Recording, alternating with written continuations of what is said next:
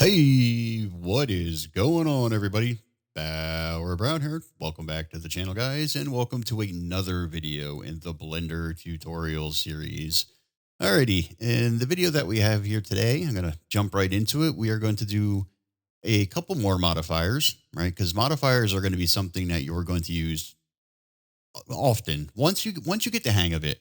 In the beginning, I shied away from them a little bit just because I didn't understand them totally. I didn't understand how to apply them.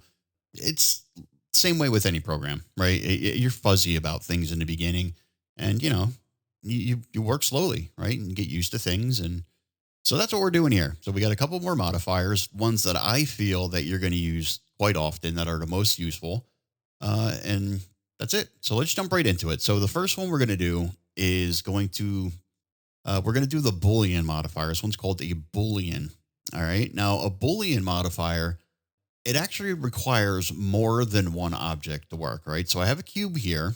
All right. And I'm going to start another mesh. I'm just going to pick a random mesh here. Let's do, okay, we'll do a cylinder. How about a cylinder? Now let me move that out of here, size that up a little bit, like so. A little bit longer that way. Okay, we'll try that. All right, so with this Boolean modifier, now that I have two objects, what it does is it allows two objects to interact, basically combine. I don't know if combine is the right word. You'll see in a minute what I mean by that, but it allows them to interact or combine in such a way that would be really difficult to do it by hand. Okay.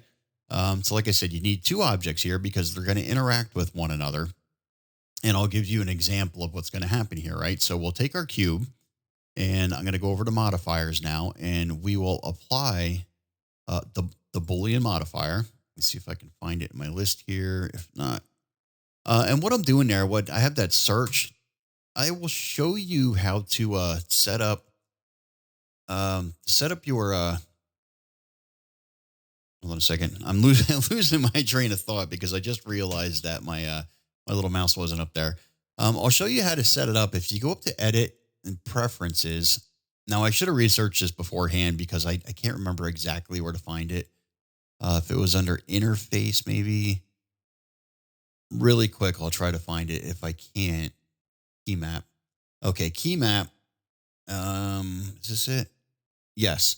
If you go under Key Map, where it says Preferences, now it'll say Spacebar Action.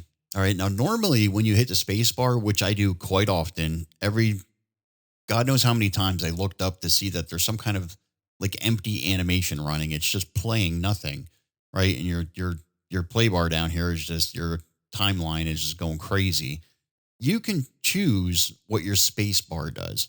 All right. And I have mine set to search. So whenever I want to look for something, I just hit space bar and search. Easy as that. Now, over here on the modifiers, I was actually clicking search, but just as easily, I could have hit my space bar, right? So that's what I'm doing. Instead of looking through the list and going to generate and then looking for Boolean, I'm just searching for it. Super easy. Because once you use them a couple times, it'll show up here in your short list. So you'll just be able to pick Boolean out of there again. All right. Just wanted to clarify that in case you're wondering why my list looks a little bit different from yours. Alrighty, so we are going to apply this Boolean modifier to this cube. All right, now how we want, like what kind of changes we're looking for depends on what we have in mind. All right, because the Boolean modifier is capable of a few different things. So like I said, it requires two objects. Now the first thing we're going to do is apply the modifier to the cube. All right, which we did. So we're on cube. We have that highlighted. We applied the modifier. And I'm in object mode right now. Okay. So it doesn't really matter. Well, I try to stay in object mode. I don't do too much in edit mode. Edit mode. Yeah, I guess it would still work, but I do all this in object mode. Okay. So now under your modifier here in your modifier stack, you're looking at the Boolean. It's asking you, you have the operand type, which is object, the object itself. Now we want to pick the other object that we want to interact with. Now, I know in the beginning, it can get kind of confusing, like which object you pick. All right. So if I want the change to happen, and I know you don't know what the modifier does quite yet, or maybe you do. You probably do. But I want to make a change to this cube, and I'm going to use this cylinder to apply that change. So that's why I make sure the cube is the one selected. The object that I'm going to use to affect that change is going to be the cylinder, right? So I either just hit cylinder, or I thought there was a lot of times if you have an eyedropper tool, you can actually, so instead of picking cylinder out of the list, you can actually come over with the eyedropper and just pick the cylinder out of your viewport. But in this case, I picked under object, I picked cylinder for the object. All right, so now I'm going to go over to cylinder, and I'm just going to move that. I'm going to move that along the y-axis. Okay, so it gets, and maybe move it up a little bit. All right, so it's just right there with that cube. Okay, now if I go back up to the cube, now look at the outline of my cube here. See that green outline? See how it kind of curves around that cylinder that's there? Let me go back up. I just lost it. All right. So what it's doing is, because I have difference selected, it's looking at the difference between these two objects, and it's subtracting it from the object that you're applying it to. In this case would be the cube, right? So if I was to hide that cylinder, okay, you can see what happened there, isn't it? Like, that's pretty cool, right? Now, I use this one frequently. Now, if I go back down to cylinder, okay, and I'm going to rotate that on its x-axis, I'm just going to rotate it 90 degrees. All right, I use this to put, lots of people do it this way, but use it to put holes in items. It's an easy way to do it. So if you come over here, now if I hide that, you can see I have a nice hole right through the middle of my cube, right? It's a very, very handy modifier that you're going to find lots and lots of uses for as you go. I just did a house for Farm Sim. It's just a deco object. But the porch, right? They have a covered front porch, and it was domed. I was modeling it after a real picture, and it had this arched like a roof. I'm like, man, how am I going to do that? Now there's lots of ways to do it. But that's what I ended up doing. I already had the triangle piece up there to begin with, and I just kind of like put in like an oval, not a circle. And I just subtracted the difference with a modifier, and it turned out great. Looked really good. One of these videos, I will show it to you. It's actually on another hard drive right now. We're going to get into that. Probably one of the next videos, if not the next video.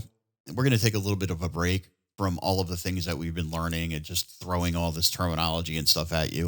And we're going to build a few things. May not be exactly the prefab that you're hoping for, but we will get there. Also, we're going to start with something small. Maybe we'll build a wall, or we'll start with a wall, move on to something else. We'll practice on a couple things, right? We'll just make a couple practice objects.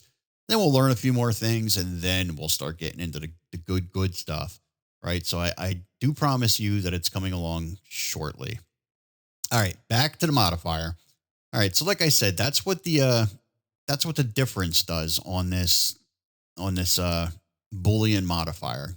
Okay, so as I move this object around, it's going to affect that cube in different ways depending on how I have that set up. All right, so it'll actually subtract, that part of the cylinder. It'll subtract the difference from the cube. If that makes any sense to you guys. So if I go back to the cube or cylinder and hide that, you can see what's going on there. And it's, like I said, it's very, very handy modifier, and you'll find lots of uses for it. I promise you that. Now you do have different objects here. Okay, so now you have union. And union is what it sounds like. Union is combining the two, right? So it's taking both objects basically and combining them. So if I was to hide the cylinder, right now the cylinder, you can see some Z fighting going on right there. And that's because it actually duplicated that cylinder, right? So I actually have two cylinders there right now because I combined them. So if I hide the original cylinder, okay, so you can see that's all one object. If you look at my outline, you can see that cube and the cylinder are both now one object. And this also comes in really, really handy. What I would do a lot with this, or at least I did in the beginning. Lately, I've been doing things, like I said, I have a habit of doing things the hard way. Even though there's a really easy way to do things, I still find a way to do it the hard way. It's just, I don't know. in my blood, I think. Is what it is, though.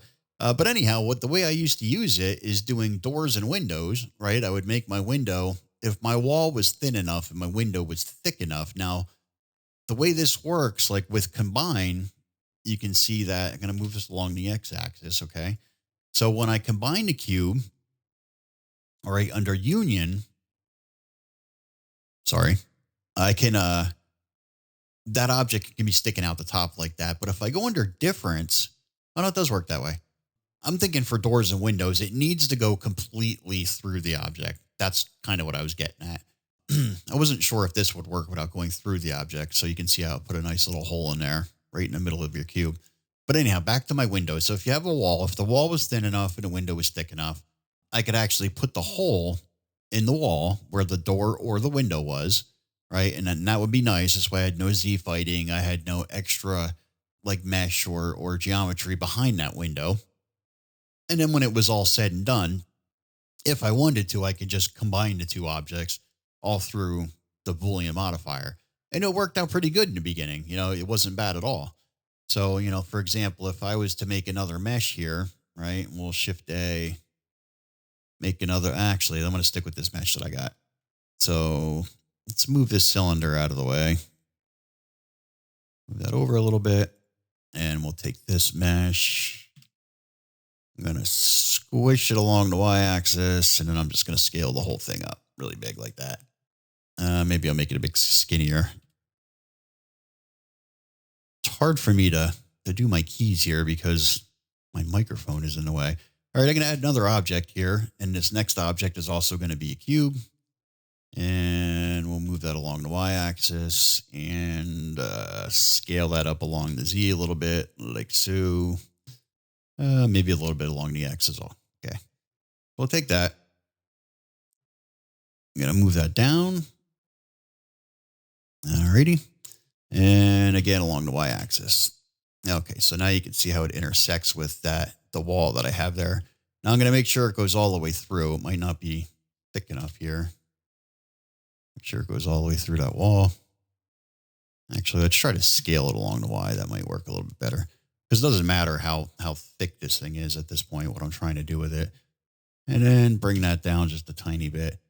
All right, so now if we pretend that this square here is maybe the side of a house or something like that, right? So make sure I got that cube selected. Now I do have the modifier already selected, or it's already applied to it. So I don't have to start another modifier here, but I am going to change the object. I'm going to change that over to cube 1. Okay, so if I hide cube 1 now, you know, I can see I put a nice little doorway into that wall. And that's what I mean. That's how I used to do my windows and doors and stuff like that. But I don't want to say it's a different type of modeling, but the way I do it now, it's mostly just loop cuts and extrusion and, you know, but we'll get into all this. Like I said, you are going to find a use for everything. You know, you're going to find ways to use things the way maybe they weren't even intended to be used. It's just, you know, you get creative, think outside the box. That's kind of the way this whole this whole thing works, right? All right, so we'll get rid of that cube, go back to my original cube, select that cylinder again. Okay, so like I said, you get the idea of what difference does. Union is easy enough to figure out. That's just combining two objects together. And when we get over to the last one is intersect. Whoa, you can see what happened there. All right, so let me explain intersect to you. Let me move this cylinder around and see if I can kind of, I don't know what would be a good way to describe this. So what happens with intersect? All right, so we have two objects here. Obviously, we have this cube, which would be our wall, and we have this cylinder.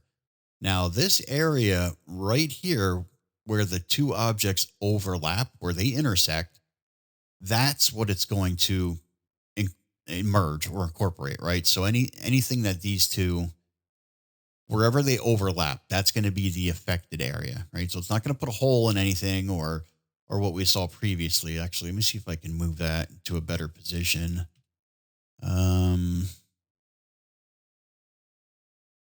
Not sure what would be a good example here. Good cube. Yeah, you can see, do you see how I had that little bit sticking up? So if I make this cylinder disappear, the only part that stayed is what was actually inside of that wall. All right. So let me get the wall back. I'm going to try and rotate this cylinder a little bit on its y-axis. Oop, I'm on the cube. Back to the cylinder. I'm going to rotate that on its y-axis. All right. Now I'm going to move that. Let's see, move it along the X and then move it up a little bit. Okay.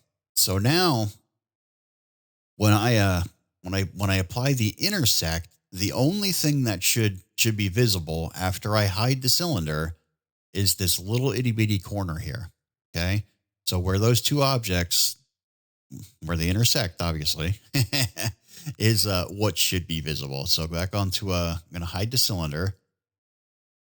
Oops, can you do on the intersect? Okay, so there's that little corner that I said, just that little corner where those two objects intersected. That's what's visible. I believe that difference and union are probably going to be the two that you use the most often. For me, it's been its difference is the biggest one, I would say. Although I do use union quite often, depending on the circumstance, I guess. Right. All right. So that hopefully made some sense. Hopefully I didn't confuse you guys too much on that one as far as the Boolean modifier. Like I said, there are other options. If you look inside of here, there's solver options. I can't even really get into that because I vaguely played with it and some things are still over my head. a lot of Blender is. There's parts of Blender I haven't even touched yet. Not even close. Just the other day, I was playing around with the grease pencil, and it's neat, by the way, very neat. If you're an artsy kind of person, there is so much you can do with grease pencil, but that is way out of my league right now. But like I said, there's parts that I haven't even touched yet. And a lot of these extra, like settings and options and stuff like that, I am not really sure what exactly they do. I played around with them, but if you ever get a chance or you get stuck, now you're going to do a ton of Googling, right? You're going to Google a lot of things when you're working in Blender, just looking things up, figuring how things work. All right. Rely on the manual. I use the Blender manual a lot because obviously all of the explanations are in there. And then, of course, other YouTube videos are extremely helpful, right? So that's how I find most of the information if I need to. This solver down here, right? The way that works is if you're trying to get your objects, if you're working with your Boolean, whether it's difference, union, intersect, doesn't matter. I think this solver is more kind of the algorithm, how the algorithm works and applies to these materials. Now, exact, if you don't get if you don't get the result, if you don't get the result that you're looking for, maybe it's struggling, something's complicated with your mesh, whatever the reason may be, if it's not quite what you're looking for, try fast, move it over to fast and see if that works a little bit better. Sometimes that can make a difference. All right. So just keep that in mind, but for the most part, you're good just staying on exact. Okay. So like I said, hopefully the Boolean made a little bit of sense to you guys and, I didn't butcher that one too badly. All right. So let's move into the next one and then we can wrap this video up. I'm going to make another mesh. And that one again is going to be the cube.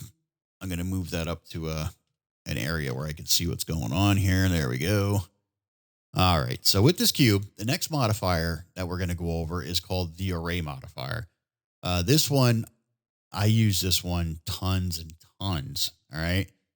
So it's called array. Now, if I go into search, there we go. I have array is the first thing that came up. You can find yours under generate. Everything that we're using right now is under generate. So that'll be the first thing in the list called array. All right. So most of these guys hopefully probably know what an array is. And basically it's a collection of objects, maybe a list. You can consider it a list but it's a small collection of objects usually contained within something, right? So now you can see automatically that my cube looks a little bit different than it did when I started out. And the reason for that is because I applied this array is already applied to it, right? So the count is 2. Now what is happening here is it's basically duplicating my objects for me. Okay. And the reason it looks like one large cube, which it's actually not, it's that the offset is 1, right? This factor of the offset. So if I move this offset, okay, so you can see what's happening there. The one in the middle right here is my original object. Let me go this way. And then this, the one that I'm moving there is what is created by the modifier. Now, the reason it looks like one long cube is because it measures from this point of origin, right? It doesn't measure from the side, so it measures 1 meter. This cube is 2 meters by 2 meters. All right. So with an offset of 1 meter, it's going 1 meter over, which is only half the width of that cube. And that's where it's placing the next cube. That's why it looks like one big cube. All right. So from here, I can increase the count if I want to. All right. I could also go on the y-axis if I wanted to do that. All right. And I can change things that way, or just on the y-axis if I wanted to. I could change that to 0. And then we can just move these objects along the y-axis. Okay. And of course, the same thing applies to the z-axis.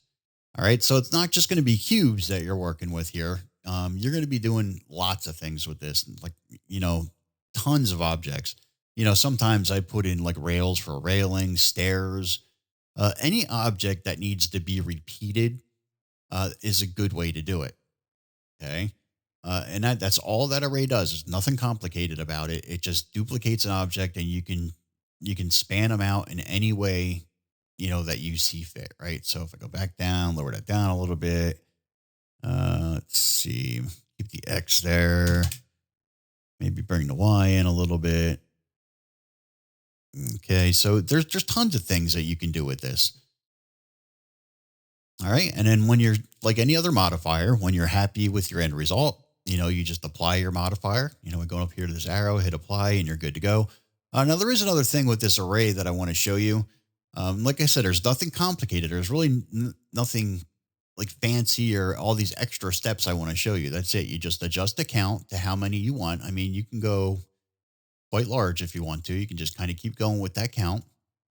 Okay. You can do it that way. I know there's a way you'll eventually want to play with the constant offset, and I'll show you something with object offset that's pretty cool. Now you can tell it by like a fixed distance. So you fit length, fit curve, and a fixed count. Now fixed length is pretty cool. So if you know the exact length of an object, right? Say it's a wall that's about, 10 feet long, 20 feet long, and you have maybe a brick or something that you're going to put into that wall, and you know the length of the brick, or you have the brick just built. But if you know the length of that wall of 10 feet, you can put that in fixed length, and you tell it the length that you want to go. Okay. And it will put as many objects as it needs to fill up that 10-foot area. Right. And then your factors obviously all apply. Right. So whatever your factors are here, that's what it's gonna give you. So if my factor is, 2, I mean, you can keep this on 0. I think, I don't think 0 would work with length. It needs at least, some offset there. But anyhow, it'll take as many cubes as it can, and it'll fit it into that 10-foot length. So that's the difference, with these settings up here. So your fit type is fixed count, fixed length, and then fit curve. I'm not going to get into curve because it's a little bit beyond what we're working on right now. All right. So length, I don't even use too much, but here and there I played with it, and it does works good. Like I said, all of these, everything that I'm showing you, you're going to want to play around with the different options, figure out what does what, and you won't be disappointed. All right. So the next thing I want to show you is, first I'm going to hide this cube. Okay. I'm going to get off of that relative offset. And what I'm going to do is I'm going to add another material. I'm going to use this object offset that you see over here. We're going to create the offset. Now the offset, like where you see this relative offset, is the distance between the cubes, right? Whether that's the X, Y, or the Z axis. All right. So what we're going to do is we're going to use an object to tell it what we want that distance to be. All right. So what I'm going to do is I'm going to, instead of mesh, I'm going to add what's called, it's an empty, right? And I'm just going to pick plain axes. Now an empty, you can think of it along the lines of like an empty transform group in Blender or in a Giants editor. Okay. It's just creating just an empty transform group. Now it has axis, so it lines up along the X, Y, and the Z axis, but there's nothing in there. There's no mesh object. You can't tab in the edit mode because there's nothing to edit. There's no mesh there. All right. It's just an empty, but we're going to use that as an object, and we're going to tell it, to use this object to dictate how far we want this cube to be. I know, a little bit confusing, but trust me, this is going to make sense. So I'm going to grab this cube and I'm going to move it along the X axis. Oops. Where am I at here? Did I get a cube? Just a cube. And I'm going to grab that and move it on the x-axis. So I'm going to move that away from its point of origin here. Okay. Now what I'm going to do is I'm going to create basically a loop. I'm going to circle these. Okay. And I'm going to use this, this center point here. I'm going to use that as my pivot point, right? When I make these things circle around. All right. So I'm going to go into object offset. I'm going to make sure that's clicked. Okay. One thing I need to do with this cube is I need to take this point of origin and I have to move that over here to the world origin, right? To the very center. So I'm going to do that by hitting Control A and I'm going to apply my location. All right. So your location is basically your translation, your X, Y, and Z. And when you do that, you can see automatically that it left this cube and it popped over here to world origin. So basically that just made the origin of this object go to the world center, but it left the object where it's at. So now if I was to rotate or interact with this cube, it's going to use this as my pivot point, right? Because this is the origin for this cube. I just reset it to the world origin. Okay.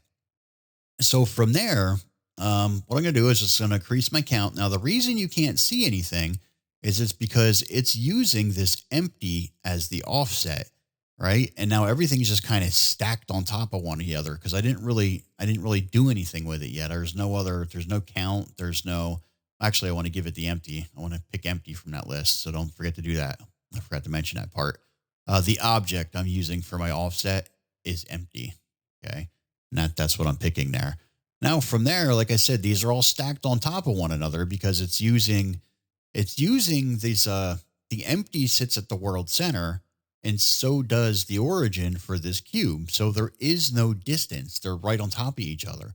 That's why you can't see anything. They're all stacked up right here because there's no distance between those two origins. But if I was to take this cube and go into, like, say, rotate on the Z axis, okay, see what's happening there. I told it 7 objects and I just used this empty as my reference object, right? And I told it, this is the distance I want you to use, but there's 0 distance. I just rotated them at that point. And so I use this as my pivot point. I know it's a little bit further along than what we've been going over, but I just kind of wanted to show you an example of the things that this is capable of.